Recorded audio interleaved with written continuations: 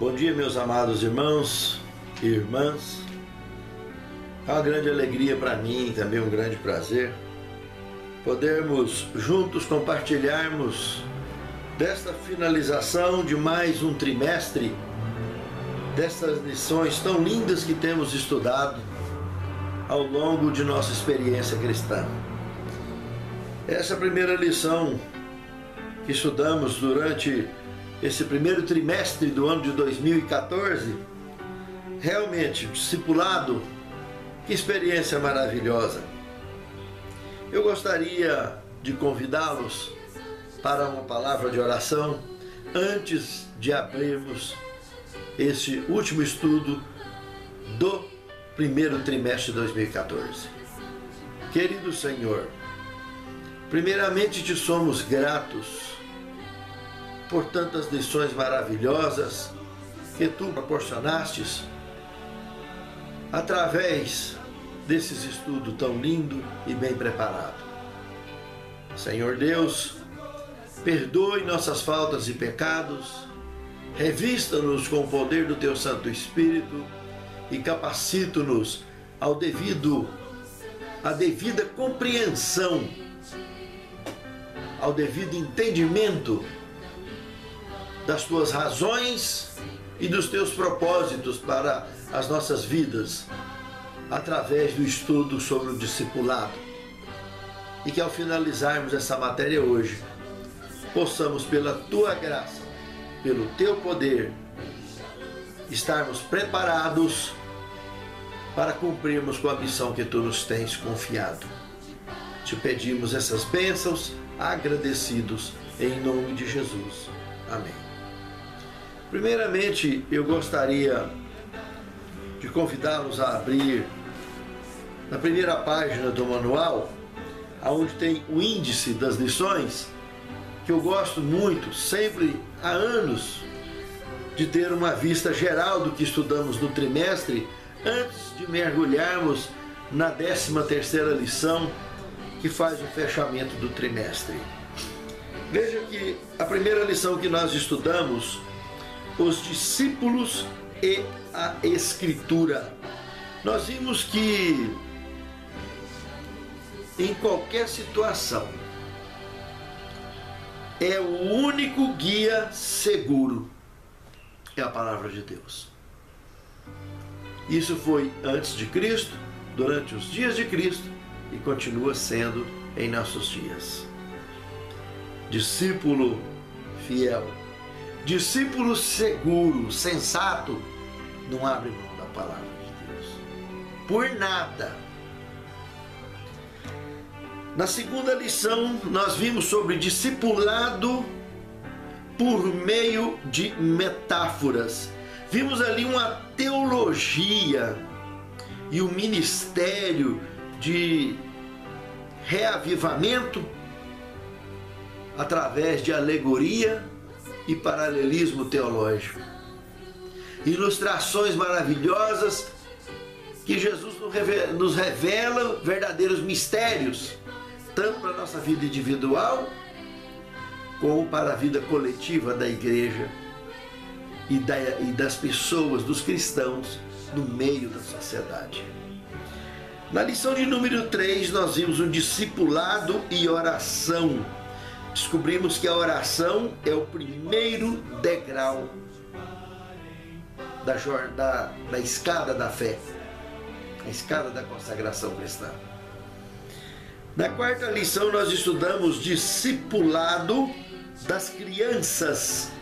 É o futuro de qualquer sociedade e de qualquer igreja. Temos que dedicar tempo a esse discipulado.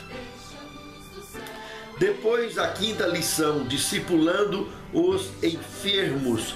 Nós descobrimos ali os propósitos de Deus, tanto para a nossa vida, como enfermo, se estivermos, como para a nossa vida como missionários, ao atender os enfermos. São propósitos maravilhosos. Os propósitos de Deus envolvem muitos ministérios. cada um precisa estar atento. Cada discípulo, esteja ele doente, enfermo, esteja ele ativo em missão, precisa estar atento ao seu chamado e ao propósito que Deus tem individualmente para cada um de nós. Na sexta lição nós estudamos discipulando os comuns. Nós descobrimos que os comuns são ovelhas amadas, amadas por Cristo. Na lição de número 7, Jesus e os excluídos sociais. Nós descobrimos também que aquelas são ovelhas que têm a conta quitada. Cristo morreu por elas, as ama e as quer salvar. E nos convida a envolver nesse trabalho, nessa missão. Na lição de número 8, nós estudamos com os ricos e famosos. Descobrimos que ali tem ovelhas especiais, servas e servos do Altíssimo, para uma missão especial. Respeitá-los, orar por eles, se envolver quando chamados para tal missão. Deus tem seus propósitos. Discipulando poderosos, descobrimos que ali tem ovelhas que alcançam massas, que alcançam grandes rebanhos, e Deus tem um trabalho especial para com eles. E ai deles se não atender os propósitos de Deus. Todo mundo é livre, mas é livre para escolher. Você quer andar na luz ou você quer andar nas trevas? Você quer aceitar o chamado para ser reintegrado na eternidade? Ou você quer recusar e mergulhar precipício abaixo? Tanto entre pequenos, grandes, livres e servos, o chamado é igual para todos. Depois da lição de número 10, fazendo discípulos de todas as nações. Percebemos que a missão não tem barreira, não tem preconceito, não tem confusão. Descobrimos que se virar a pele do lado de baixo, tudo é vermelho. As diferenças é só do lado de cima. E um dia há de ser iguais novamente, com o projeto original do Éden. E o evangelismo transcultural é urgente e iminente. Na lição de número 11, nós descobrimos discipulando líderes espiritual. Todo povo, tribo e língua tem líderes de diversas situações, de diversas religiões diferentes. Também nos envolvemos com eles. E precisamos administrar sempre a semente que o Senhor coloca em toda a sua seara, para que possa haver um só rebanho, um só Senhor e um só batismo. E todas as ovelhas do mundo, líderes ou não, discípulos ou apóstolos, possam se agregar nesse único rebanho. E o Senhor possa vir buscar a todos, para reintegrá-los na eternidade. Depois vimos a lição de número 12, a penúltima do trimestre, a ceifa e os ceifeiros. Vemos que várias igrejas por aí afora determinam normas, né, para as pessoas que... É como se tivesse criado um pecadômetro, aquela fitinha métrica que mede pecadinho, pecadão, casou de novas núpcias, é divórcio, não sei o que, tem que esperar 10 anos, confusão. Antibíblico.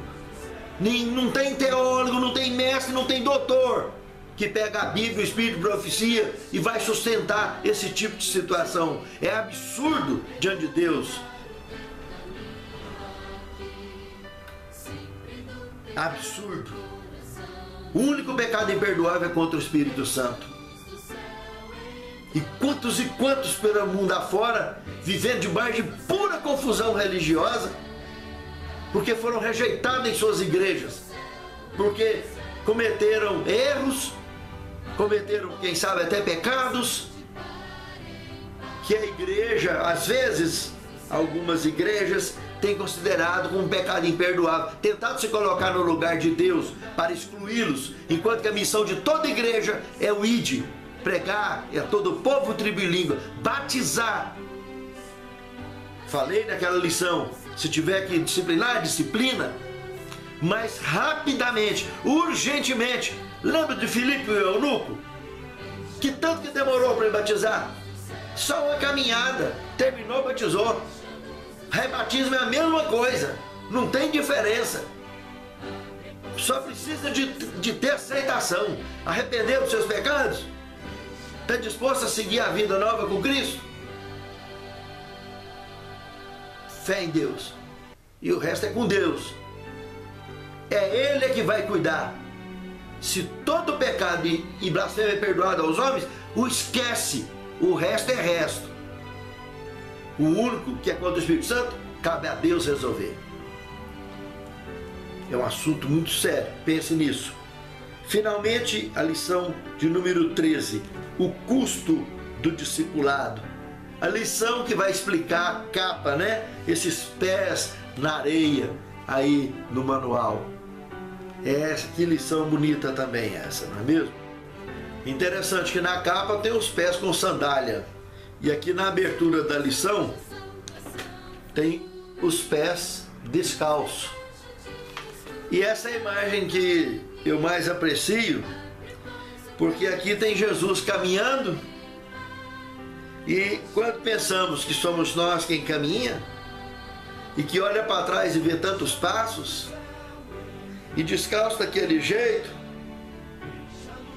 passou em cima de ouriço, de pedra, de concha, de tudo quanto é coisa que vem desse grande mar, desse mundo que vivemos. E a hora que ele entra na escada e sobe, uma escada da consagração tão alta, nós vamos descobrir, uns descobrem tarde demais, ainda descobre, amém? E outros que nem descobrem e acabam desistindo da caminhada. Descobrir que nós andamos nos braços dele o tempo todo. Só fica um par de pegada em toda a praia. Quando aceitamos a Jesus, ele nos carrega nos braços. O custo do discipulado. 2 Coríntios capítulo 1, verso 7, a nossa esperança a respeito de vós está firme, sabendo que como sois participantes dos sofrimentos, os pés descalços lá na praia, né? Assim sereis também da consolação, da escada rumo ao céu, que nós viajamos nos braços de Cristo.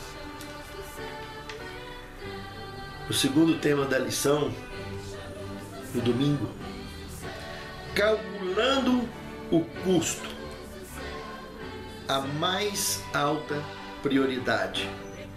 Se nós analisarmos o texto de referência, Lucas 12, do verso 49 ao 53, nós perceberemos algo muito interessante.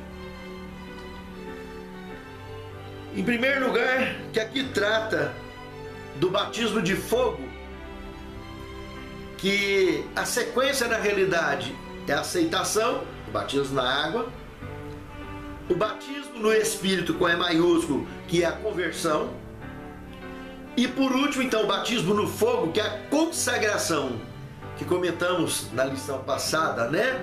Na lição 12. Mas interessante que aqui entra num detalhe muito forte a respeito desse contexto, porque aqui dentro desse contexto de Lucas, o batismo de fogo dá a impressão que ele demonstra, ele expõe uma forma de conflito, tanto doméstico como social, religioso. Essa alegoria é uma forma de paralelismo que Jesus quer tirar lições muito interessantes para nós. ele mostra ali o seguinte, que por causa dos que aceitaram e os que rejeitaram, dentro dessa alegoria, né, esse batismo no fogo, surgiriam conflitos. Porque só os outros dois tipos de batismo dá mais ou menos uma nivelação entre os eleitos, entre os escolhidos que aceitaram. Mas quando parte para o batismo do fogo, a coisa muda. Porque há um envolvimento mais forte, mais impactante na causa. Porque é um entusiasmo que nos envolve de maneira direta com o céu, com o Espírito Santo e com o mundo ao nosso redor. E aonde esse batismo no fogo é rejeitado, vai ter problema. Porque o fogo só tem duas maneiras de ser visto. O que alimenta ele é uma forma de combustível, e ele aumenta, e nesse caso da alegoria, são os que aceitam e se envolvem na mensagem. Quanto mais se envolve, e quanto mais aceitação, quanto mais consagração, quanto mais conversão, maior é o fogo e mais rápido evangeliza a todo o povo, tribo e língua. E aonde há rejeição, por sua vez, Jesus deu em diversas alegorias e mensagens diretas, instruções até de banar poeira da roupa dos lares que foram rejeitados a pregação, para evitar até bênçãos, orações nos lares daqueles que rejeitaram. Veja a seriedade desse batismo, que aqui em Lucas de 12:49 em diante, ele diz que mais é que pega fogo logo, porque mais do que ninguém, ele quer voltar logo e colocar fim nessa história tão comprida do grande conflito entre o bem e o mal, e restabelecer no universo a paz universal, porque enquanto tiver um planeta no universo sofrendo o que nós sofremos, é uma tristeza para todo o universo, além de Deus. Isso aqui é semelhante àquele arrebatamento secreto também, é outra forma de alegoria nas parábolas de Cristo, né? Tem dois numa casa, um vai e outro fica, tem dois no moinho, um vai e outro fica. Quantos e quantos lares serão divididos? Nesse paralelismo, é isso que está mostrando. Não adianta, às vezes está todo mundo comunga a mesma fé, todo mundo aceitou Jesus, batizou, todo mundo converteu, etc. Mas e quantos que ficaram sentando, papando sermão, sentando em banco, não quer saber de envolver no trabalho missionário? Porque o discípulo, ele precisa se envolver. Você ficar sentado, papando sermão só, ele não se tornou discípulo ainda. Se ele começar a ensinar, a convidar outros para ouvir, aí já começou o foguinho da consagração. E se ele começar a ensinar, ele deixou de ser discípulo, passou a ser apóstolo, aprender e ensinar. Mas sem ser discípulo ou apóstolo, eu não consigo ver. Com tudo que eu já estudei na minha vida, em teologia cristã, em Bíblia, eu não consigo ver ninguém no céu que não se envolveu no discipulado orientado por Cristo. Não consegui desenvolver visão para isso até hoje. Eu sei que para toda regra tem exceção. Tem os bons ladrões na cruz. Mas só tinha dois tipos de ladrão: o bom e o mal. Conheceu na cruz e morreu na cruz. Tudo bem. Ali são questões que, em fração de segundo, Deus vai resolver a situação. Mas essa é a sua situação?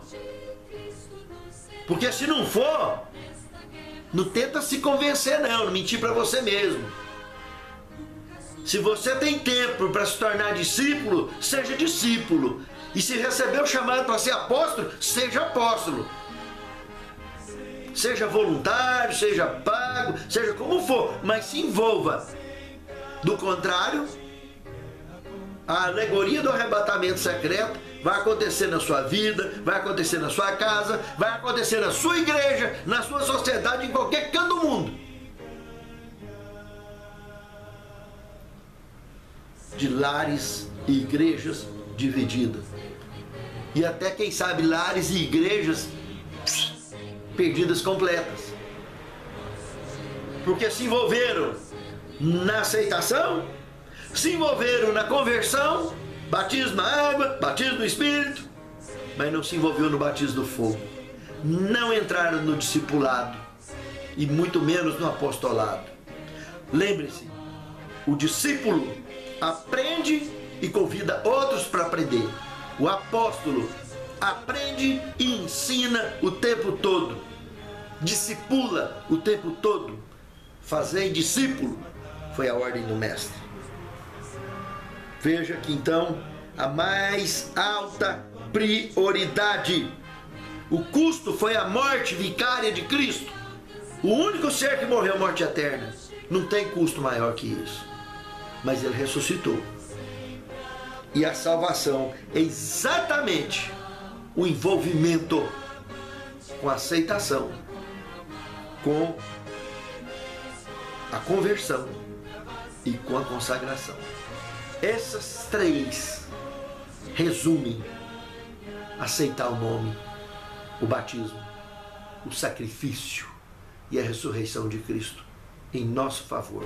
O preço pago da fiança, da conta que eu e você jamais poderíamos pagar. Esse é o custo do Calvário. É a mais alta prioridade, a minha e a sua salvação. No terceiro tema, levando nossa cruz. Olhando para Lucas, capítulo 14, verso 27, não dá para ver outra coisa a não ser que as nossas escolhas determinam o nosso destino. Sem ser discípulo de Cristo, não há céu para ninguém. Como disse agora na lição anterior, bom ladrão é bom ladrão. Ele não desceu da cruz para ir para igreja nenhuma, para batizar em lugar nenhum. Desceu garantida a salvação, porque a forma que ele conheceu a Cristo foi aquela, na hora da morte. Por isso que a missão aos enfermos tem peso. Quando somos chamados para fazer essa missão, tem peso, para que não sejamos culpados da perdição de ninguém. Porque quem sabe Deus precisou de disfarçar em médico, ou em enfermeiro, ou até falar uma cama, para fazer uma cama, conversar, uma pedra, para salvar alguém, porque você não entendeu o chamado de ir lá visitar aquele enfermo. Que o Senhor chamou e pediu para você ir lá orar com ele, para você ir lá evangelizar e dar o seu testemunho, o seu último apoio a ele. É muito sério, meu amado e minha amada irmã, a missão do chamado. Levando nossa cruz, as nossas escolhas.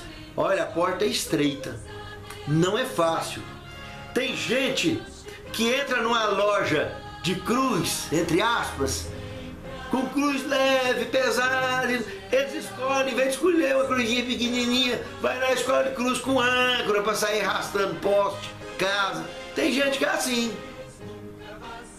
Escolhe pessoa errada para casar, escolhe pessoa errada para namorar, escolhe pessoa errada para trabalhar, escolhe pessoa errada para ser amigo, escolhe pessoa errada para fazer tudo o que tem na vida. E basta escolher Jesus para saber escolher o resto tudo certo e carregar uma cruz que você realmente esteja dentro do seu perfil, do seu limite. Mas independente do tamanho da cruz que você escolheu, tem uma garantia que nos consola. Lembra dos pés na areia? A escolha é nossa, mas a garantia da vitória é dele. Ele nos carrega no braço com cruz e tudo. Basta aceitar. Só que para aceitar não é só da boca para fora, é da alma, por dentro da alma. Envolve aceitação, conversão genuína e consagração, escada. aceitação do chamado. Isso é levar a cruz. Pegar o eu, enterrar, negar a si próprio, tomar sua cruz e segui-lo para a honra e glória de Deus.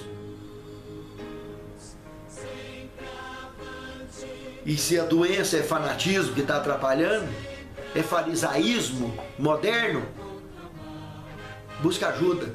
Começando pelo céu, de joelho, que é a maneira que você está mais perto de Deus. E use a palavra para encontrar sentido para esse tipo de atitude, antes que seja tarde demais e amanhã você não será contado entre aqueles que herdarão o reino eterno, porque não importa a posição que você ocupou dentro da igreja, mas você trabalhou na contramão do ID, atrasando a obra de Cristo, criando regras e regras que não tem nada a ver com a Bíblia e muito menos com a pregação e com a missão do ID.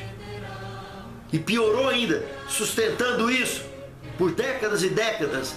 Igreja nenhuma está acima da lei e muito menos acima da Bíblia ou acima de Deus. E nós deveríamos, como igreja, sempre nos preocuparmos com o assunto da nossa ossada, que é pregar, batizar, perdoar, rebatizar, perdoar, batizar, preparar pessoas para levar os pés de Cristo para subir ao céu. Essa é a nossa missão. Evangelizar o mundo ao nosso redor, enquanto estamos ainda em momentos de liberdade religiosa para isso. Porque quando não mais, teremos que aonde estiver fazer isso. E aí não importa se é homem, se é mulher, todos estarão igualmente ministrando, batizando e pronto.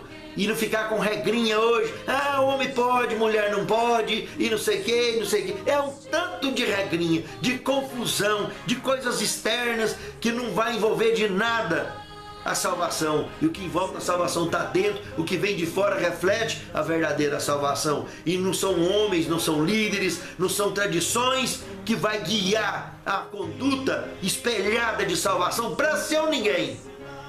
É só Cristo que espelha. E o espelho dele focou lá na Maria Madalena, focou em políticos safados, como aqueles publicanos, como o próprio Zaqueu, como Mateus e outros mais. E é assim que devemos focar da mesma maneira e lembrar que o Evangelho precisa de ser levado a todo o povo, tribo e língua.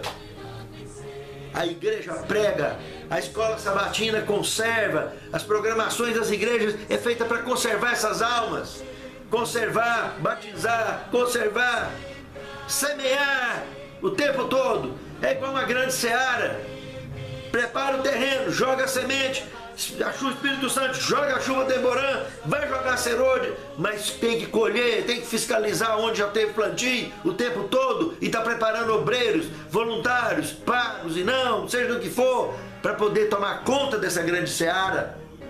Se é que queremos realmente ver Jesus em breve voltar. É assim que, como igreja e como indivíduos, temos que nos envolver nessa grande causa. Resposta disciplinada. Aqui, o Evangelho de Lucas, capítulo 14, do verso 31, eu estenderia até, sugestivamente, até o verso 35. Qual foi a pergunta?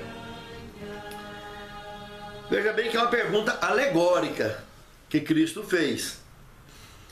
Qual é o rei que antes de se ingressar numa batalha não tenta primeiramente a diplomacia, já com toda a estratégia previamente arregimentada para qualquer resposta que vier, está pronto para enfrentar?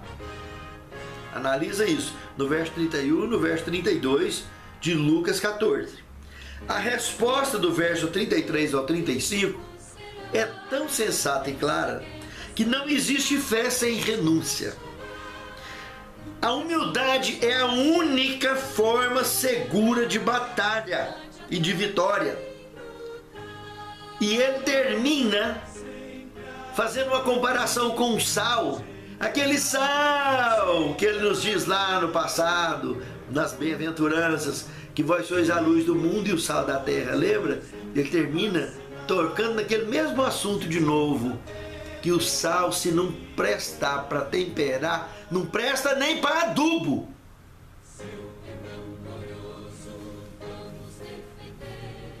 Se alguém come uma receita gostosa, ele quer saber detalhes dos ingredientes, de como fazer, temperatura de forno, temperatura de fogo, tempo de fogão, tempo de geladeira, cada detalhe para ficar no mínimo igual àquela que ele provou. Isso é a vida do verdadeiro cristão, que dá um testemunho tão bonito, que ele se torna luz no mundo, tempero na vida das pessoas que o cercam o tempo todo, que desperta aquele desejo, aquele interesse das pessoas que vivem nas trevas, de também viver na luz como nós e andar na luz, ter um caminho iluminado como o nosso. De ter comida tão gostosa em casa quanto a nossa. De ter saúde, brilho nos olhos, porque o corpo todo brilha se o olho estiver brilhando, porque nós nos alimentamos bem, temos um vigor, uma pele bonita, como pele de criança, que das tais é o reino dos céus.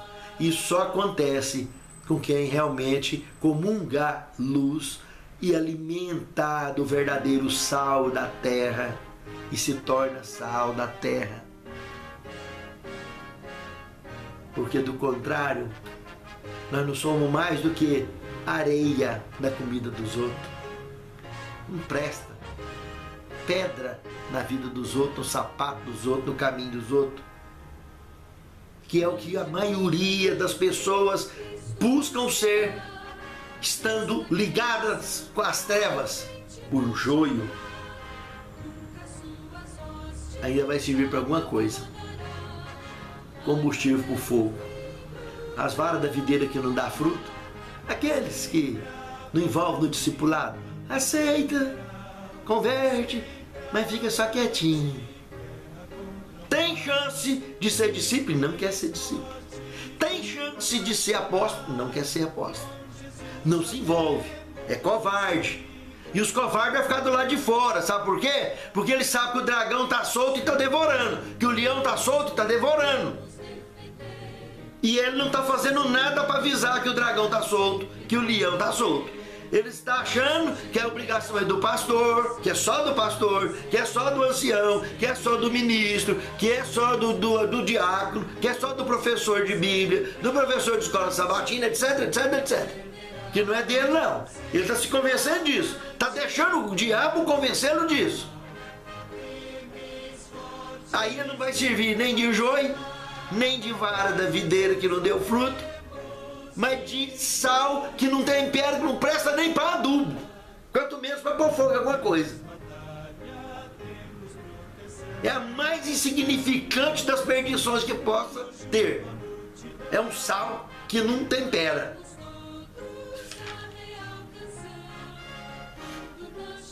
Comparando os custos. Quinto tema. Toda empresa, uma consultoria empresarial,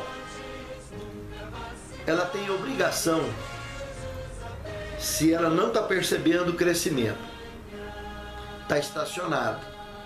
O mundo globalizado exige crescimento, em qualquer tamanho de empresa. O estacionamento é sinônimo de absorção pelo mercado concorrente.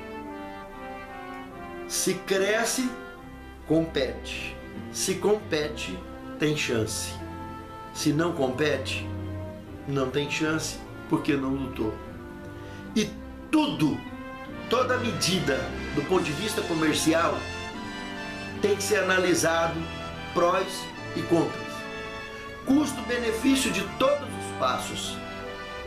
Mas quem está envolvido no mercado, sabendo que o mundo, cada dia que passa, está mais globalizado, tem a responsabilidade de ter o conhecimento de causa, e se não tiver conhecimento, busca ajuda para ter, para que possa, de alguma maneira, sobreviver no mercado, não importa o seu tamanho. Isso é a responsabilidade de uma missão. Falamos do comércio. Agora, verso 8 e 9, o texto aqui apontado para a referência desse estudo, nos mostra a alegoria da mutilação e a entrada no reino de Deus. Se o olho é ocasião de pecar, tira e joga fora. A mão, corta e joga fora. A perna, corta e joga fora. Que é melhor ele entrar para o céu faltando em qualquer parte do corpo, aleijado, manco, arrastando, do que estar com tudo perfeitinho e ser queimado no fogo eterno. Essa se chama alegoria da mutilação. Meus amados, primeiro ponto: a aceitação para entrarmos na porta estreita. Isso não tem conversa. É aceitar e entrar e saber que não vai ser fácil. A vida daqueles escolhidos que aceitaram a missão do ID, se tornar discípulos, se tornarem apóstolos, é porta estreita o tempo todo. Se falar que está de costa na sombra e na água fresca, tem qualquer coisa errada. Porque esse mundinho que nós vivemos aqui não tem nada disso. O verdadeiro cristão é adrenalina o tempo todo. É para dormir, para deitar e para levantar. E para andar o dia todo. Por isso que Cristo diz: vigiai e orai, para que não caia em tentação. Segundo ponto: a aceitação para o ministério da dor, que também pode fazer parte quando o meu conflito, quando o seu conflito cruza com o grande conflito entre o bem e o mal, propósitos maiores que os nossos, propósitos estritamente de cunho divino, podem nos acometerem e sermos convidados a fazer parte disso, sem ter culpa de nada, e precisamos buscar poder para sermos vitoriosos.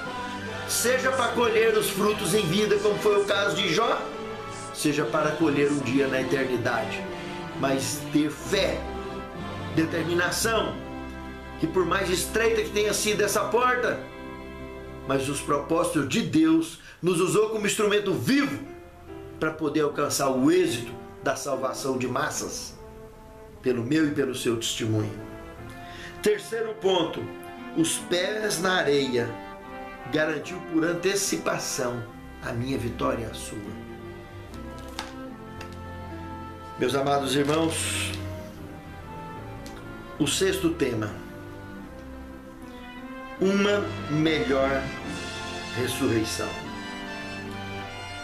A questão aqui, meus amados, não é melhor ressurreição, é única ressurreição. É a ressurreição de Apocalipse 20, verso 6. Bem-aventurado e santo aquele que tem parte na primeira ressurreição, porque sobre esse não tem poder a segunda morte. Conforme o Evangelho de João, capítulo 11, verso 11. Lázaro, o nosso amigo, dorme, mas vou despertá-lo do sono. Ele estava dessorando na sepultura. Essa morte que nós conhecemos como morte é uma interrupção temporária da nossa vida, nessa vida de pecado que esse mundo vive. Isso não é morte. E quem morre em Cristo está imortalizado, dormindo. Ao ouvir a voz de Cristo, vai ressuscitar. E ao ressuscitar, vai ao encontro com o Senhor nos ares. Vai ter só um tipo de gente que vai ressuscitar junto com esses justos na volta de Cristo, que vai ressuscitar para perder de novo a oportunidade. Eles vão apenas se levantarem porque eles traspassaram Jesus um dia. Ah, é ele mesmo. Jesus apontou o dedo na cara deles, confirmando a profecia de Daniel. Ah, ele mesmo. Vai morrer de novo, ficar igual os ímpios de 2 Tessalonicenses 2,8, que foram derretidos pelo fogo, pelo resplendor da vinda de Cristo, e ficar igual estrume sobre a face da terra durante 1000 anos, aguardando a terceira volta de Cristo. Ele veio a primeira vez no seu ministério, vai voltar a segunda vez para buscar os justos, que os que morreram em Cristo ressuscitarão nessa primeira ressurreição. Bem-aventurados e santos que têm parte dela. Teremos um milênio, 1000 anos de distância. O primeiro dia do milênio é o dia da ira de Deus, porque segundo Pedro, capítulo 3, de versículo 8 ao versículo 12, diz: amados, um dia para o Senhor é como 1000 anos, e 1000 anos é como um dia. O Senhor não quer que ninguém se perca, mas que todos venham ao arrependimento. Por isso, ele é tardio, ele é longânimo. Mas o dia do Senhor virá como um ladrão na noite, no qual os céus passarão com grande estrondo, e os elementos ardendo se fundirão, e a terra e as obras que nela há, tudo se queimarão.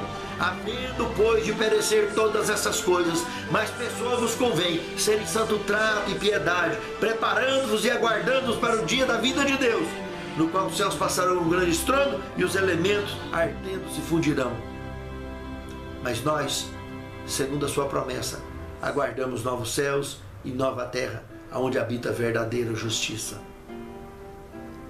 Meus amados, a única ressurreição é a primeira, porque os que forem fazer parte da segunda ressurreição, que é depois do pouco de tempo de Apocalipse 20, verso 3, após o milênio, que a cidade santa descer, que esses ímpios, durante esse pouco de tempo, viveu ressuscitado, preparando para atacar a cidade santa, adorando, vendo e adorando o diabo a olho nu, olhando ele como um grande rei. Esses que cercarão a cidade santa, que todo mundo sabe onde ela vai descer, lá no Monte das Oliveiras. Esses vão cercar a cidade santa para assistir o último filme das suas vidas, desde o dia que foram gerados do útero de suas mães até aquele momento. Numa só voz vão dizer que Deus realmente é justo, mas no mesmo instante, instigados pelo príncipe das trevas, avançarão contra a cidade, e vai chover fogo e enxofre do céu, e jamais. Esses foram que fizeram parte da segunda ressurreição, ou seja, ao terminar o milênio, foram soltos. Eu pergunto a você, você quer fazer parte da primeira ressurreição? Ou melhor ainda, 1 Coríntios 15, 51, 53, fazer parte daqueles que, no piscar e fechar de olhos, será transformado sem provar a morte. Sem provar a morte. O último tema, o sétimo tema, eu fico só com 2 Pedro 3,10, que eu acabei de recitar. Meus amados, os elementos citados ali, poste, casa, carro, vai derreter tudo.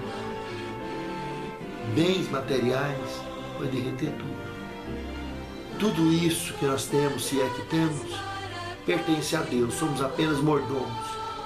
No momento certo, estaremos nos agregando a uma obra muito maior. Que fé sem renúncia não tem futuro.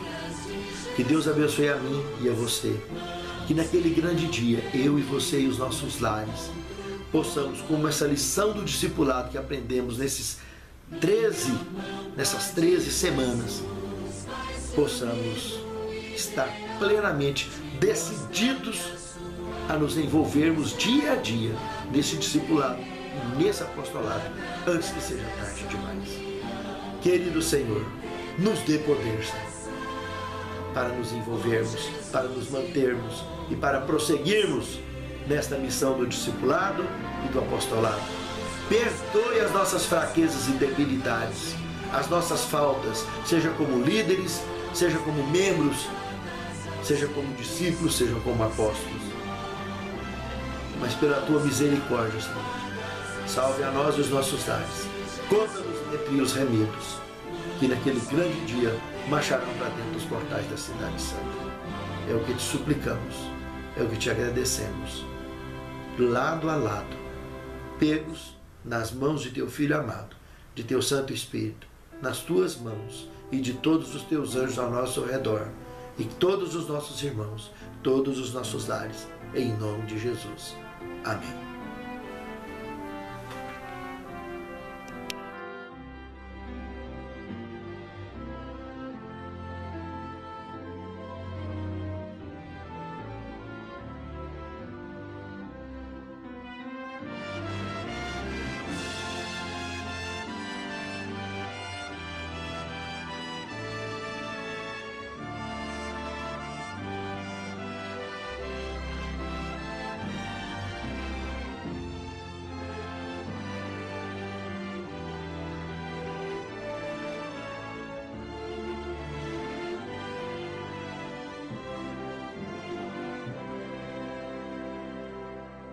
Estas mãos que Deus me deu foram feitas para servir.